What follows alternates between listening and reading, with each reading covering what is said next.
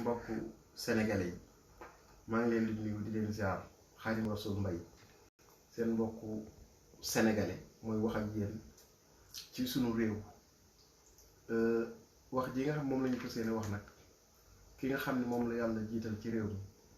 muy son excellence le président Macky Sall moom lañuy jox message bi ak bépp sénégalais rawatina moom mi nga xam mooy le premier sénégalais si on peut le dire ainsi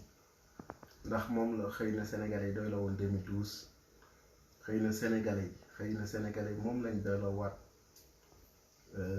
ci 2017 bi ci autant pour moi ci élection yu mujj yi ci 2018 bi ba tegaat ko fi ñun nag li tax ñuy wax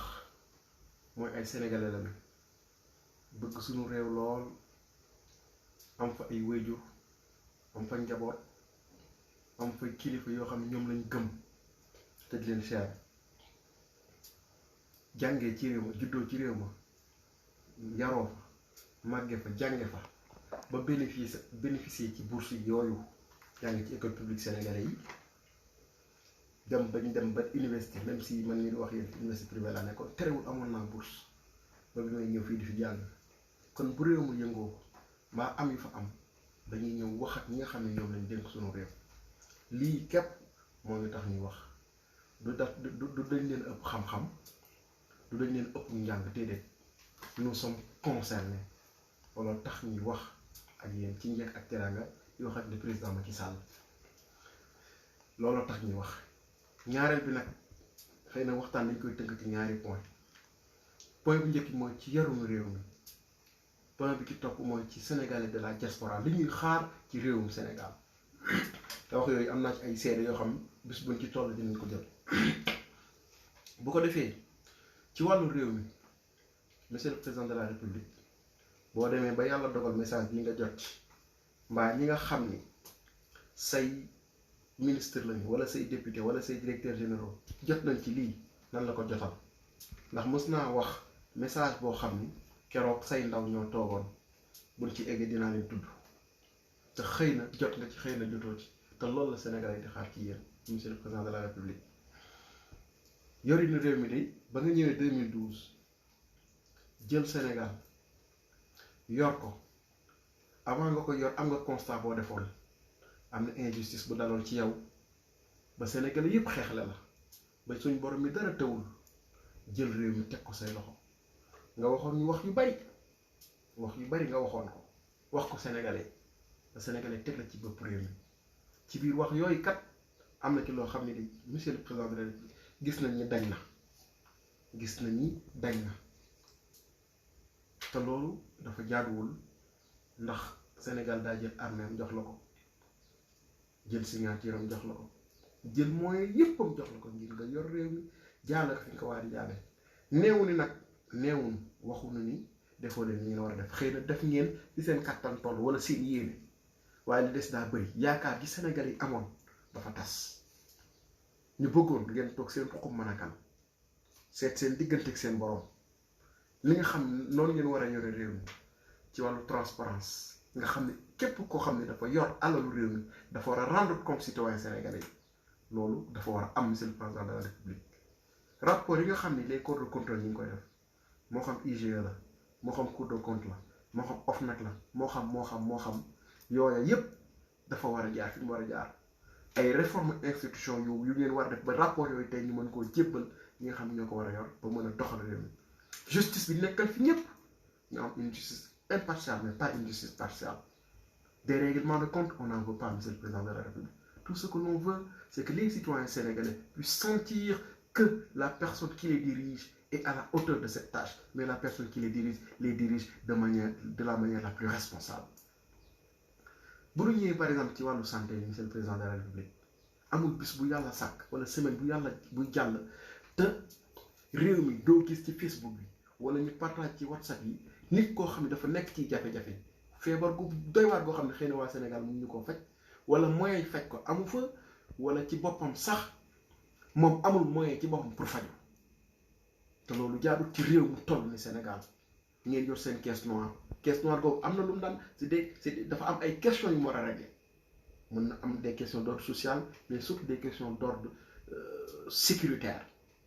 loolu yëpp daf ci am solo kon wàllu santé bi monsieur le président de la République gën ngeen cee bay seen waar dëgg la am na ay amélioration ne ngeen def ngeen lu ci mel ni semi mais est-ce que ñëpp a bénéficier semi ñun ñu dégg semi ñun ñi nga xam ne dañoo nekk ci bitim réew ñi néew doole lañ koy jox te dañuy faju di am seeni ordonnance te duñu fay dara est-ce que ñëpp Sénégal bénéficier woon nañ ci et j'en doute fort kon monsieur le président de la République li nga xam ni sénégalais yi ñoo ko moom delloo leen ko sénégalais yi bu ñëwee ci wàllu éducation mais éducation dafa nasax ni mu nasaxee dafa ëpp ay grève yu dul jeex ay revendication yu dul jeex gis nañ li fi xew lépp duñ ñëwaat di ci jaaraat médias yeeg sénégalais yi wax nañ ci waaye aujourd'hui monsieur le président de la République war nañu repenser waat la manière d'éduquer la manière d'enseigner au Sénégal moo xam ñi nga xam ne ñoo koy def moo xam njàngale ni programme bi ñu njàngale boo xam ni def ay moyens yoo xam ni sénégalais yi dinañ culture d'excellence ba ñu amoon tamu am ba léegi gën a jëm kanam mais aujourd'hui bari na ñoo xam ne dañuy dem nekk ci université yi wala dem ca wala xëy na niveau bi du fa nekk yooyu yëpp te loolu lépp mi ngi commencé dégradé wu mën naa ni xëy na suñu xam-xam bu gàtt depuis 2004 2005 ba fii di toll tey nga xam ni at mu jot ñu am ay sénégalais yoo xam ne dañuy am sax seen bac mais kenn du leen mën a orienté c'est vrai amoon na ay accompagnement yoo xam ne mooy lan mooy jóbbu leen ci yenn université privée yi mais université privée da nga bay état bi la mu war a fay fayu leen ko la mu war a fay fayu leen ko ba tax am ñoo xam ni jàng gis nañ ñu bari ñoo xam ni ci loolu la donc éducation bi nañ ci taxawaat nañ ci war a taxawee ci beneen bi mooy ci monde rural bi tey dañuy ñëw résumé rek waaye ay yeneen yoon dinañ ñëw bu ci ñu décortiquer ko monde rural bi bu yàggul dara ci mouvement boobu wala plateforme boobu ñu doon aar lu ñu bokk laay gis benn paa bu sol te ngaa dem yor yi bagaasam jóge ci taax yi su ma jumu région la ci monde rural bi di wax lu bari ci nga xam moom moo leen di daal ci wàllu sécurité bi ci wàllu jiw bi duñ ci jot nañu jàppale ñi nga xam baykat yi ndax baykat kat yàlla képp la yaakaarul état ndax ki nga xam ne daa defar ay toolam ba mu baax ji jot mu ji di xaar suñu borom bi taw di xaar suñu borom bi màggal ñoral ba mu kii kon kooku yaakaarul le président de la République waaye yaakaar da nga xam ci seen loxo bii la tege nga la bu leen ko tas nga la góorgóor li leen ci loolu kon foofu la ñuy ñëw leneen li nga xam nag da nga ko waxoon bari na loo ci wax duñ ci ñëwaat tool mu dañ loolu moom il faut pas se voiler la face dafa dañ moo xam ci sa wàllu rakk ji nga xam da nga ne woon doo ko fal moo xam ci transhumance yi moo xam ci leneen ak leneen loolu lépp bari na ci loo xam dafa dañ te c'est Abdou Lahad yal nañ ko yàlla fan dafa waxoon ni góor de boo nattee waxi démb mu méngóog jëfi teyam jàppal ni goro nga kon wax jooju man nii di wax ak yow mbaa ñeneen ñi may dégg bu fekkee ni ci wax jooju jël nañ ko téye ko wax ci Abdou Lahad googu kon ndax dañ naan président de la République bi ñu am ndax gor la maa ngi jégalu nag parce que on vous doit beaucoup de respect et de considération mais on est en train d'étaler les faits et gestes loolu lay résumé ci point bu njëkk bi nga xam dafa jëm ci wàllu yorinu réew mi beneen point bi nag moo ma gën a soxal ndax ay sénégalais de la diaspora lañu ma bëgg nag sama mbokk sénégalais de la diaspora yi nga xam ne ñu ngi dégg lii nañ ci bàyyi xel te jotal ko ñëpp ndax waxaluma sama bopp ñëpp lay waxal te wax ji ma lay wax président de la République bi nga xamee ni élection yi mi ngi waaj a ñëw jamono yooyu maa ngi nekkoon dëkk bu ñu naan Marseille mu am délégation boo xam ni dafaa ñëwoon ma bokk ci taalibe murit yi yoroon seenu kàddu te daayira Touba Marseille keroog soxna Yadna Ndiaye mi nga xam mooy consul général du Sénégal à Marseille ma nga fa woon ka nekkoon vice consul bi monsieur Anthony Mendy ma nga fa woon ci délégation ñi jóge woon Sénégal le ministre Racine Sy bi nga xam ne tey moom lañ dénk njàngame bi suma juumul ma nga fa woon keroog mon ami et frère Moïse Sarr ma nga fa woon ak ñeneen ñoo xam xëy na xaw ma seeni tur ñu bokkoon te ñu bari délégation amoon au moins une dizaine de personnes ba ñu ñëwee ci ñun foofee jëwriñ toog am na suñu génn kilifa goo xam ne daf ci yàlla daf ci yamale mbokk ci kër sëñ Massamba ak ñeneen i kilifa toog ba ñu wax ba pare xëy na maa fa gënoon néew ay at ñu wax ma ni ma kat yow yaa yor kàddu kii kon yow la ñuy jox kàddu gi na nga waxal mbokki taalibe waa waxal jullit ñëpp waxal waa marché ñëpp waxal diaspora yi loolee nag ma leen waxoon te monsieur Racine Sy mi nga xam mooy ministre moo nekkoon ministre jamono yoo xam ban ministre la yoroon ni woon président dina ko dégg apprécier le discours bi parce que c'était un discours de vérité loolu nag laa bëggoon a fàttali tey ndax diaspora Sénégal dañ ko xaar ci yéen loolu xëy na ci gàttal dama koy tënk ci juróom-benn point bi ki njëkk loolu yéen a ma ko gën a xam vous avez les chiffres muy diaspora sénégalaise bi wala diaspora africaine sax de manière générale mais en ce qui nous concerne la diaspora sénégalaise la nga xam ne ñoom moom la ñuy participer ci économie Sénégal moo ëpp aide publique au développement loolu vous avez les chiffres on n'a pas besoin de revenir sur les chiffres participation boobu ñu ciy participer li ci ëpp c'est ce qu'on appelle des dépenses courantes de consommation nit ki li ñuy yónnee xëy na ay dépenses la ñañu koy yónnee ñooñee dañ koy jëlaat dem ci boutique ba dem ci kii bindle ko kon am na impact bu muy def ci biir réew mi ci par exemple te ku dem jënd des denrées de consommation kon TVA da ciy dugg TVA boobu di duggat ci keesu état bi di impôt bu loolu weesoo même transfert bi ñuy def sax di dugal xaalis bu bari ci réew mi kon xaalis boobu am na ay mécanismes yoo xam ne financiers yoo xam ne état bi war nañ ci réfléchir teg ko ba mën a am luñ ci capté loo xam ne dana delluwaat ci diaspora sénégalaise bi delluwaat ci ban fànn ci wàllu éducation delluwaat ci ban fànn ci wàllu social wala ci wàllu sécurité yooyu yëpp daf ci war a dem kon joxaat leen seen gëdd xëy na amoon ngeen ambition boo xam ni ba def ngeen loolu ñu naan député de la diaspora mais at the end of the day aujourd'hui au moment où je vous parle ñun député de la diaspora amul kenn laax de sans exception amul kenn ko xam ni ñu ciy représenté na mu waree donte am na ñu ci bari ñoo xam ni foofu lañ fii lañ doon nekk wala fii lañu dund xëy na yéene la woon mais ñoom représenté wuñ ñu ñëwuñu ci Sénégalais yi ñu gis leen ñu lan mooy seeni jafe-jafe donte am na ci jafe-jafe yoo xam ne ñoom xam nañ ko waaye donte am na ci jafe-jafe yoo xam ne ñoom xamuñu ko am na ci ñoo xam ne xëy na ñu ngi ciy dox seen waar baax ko ci wenn suñu waajur woowu soxna Mame Diarra Fam ñu ngi koy nuyu di ko siyaar bu baax waaye itam lañ war a doxaluñ ko kon député de la diaspora boobu aujourd'hui gisuñu sansam waaw ndax défendre ñu Sénégalais yi nekkalu leen fa mosuñoo dégg benn rapport bu ñu def wala benn communication wala benn visite bu ñu def ñëw jébbal la ñoom député Sénégalais lii lañ soxla déedéet ci wàllu foofu fi ma njëkk a ñëw mooy ci sunu mag ñi nga xam ne ñoo tukki woon bari na ci ay suñuy wayjur ñoo xam ne suñuy wayjur lañu wala maam la wala dara lañ ci ñun mooy Sénégalais de la diaspora yëpp ñoo xam dañoo liggéey ba retraité wala liggéey ba sonn ba nekk mag am na ci yoo xam ne mënatuñ koo def bu dee France gi ñu nekk gii ma nemante xëy na moom laa gën a maîtriser ñi nga xam ne seen retraite matul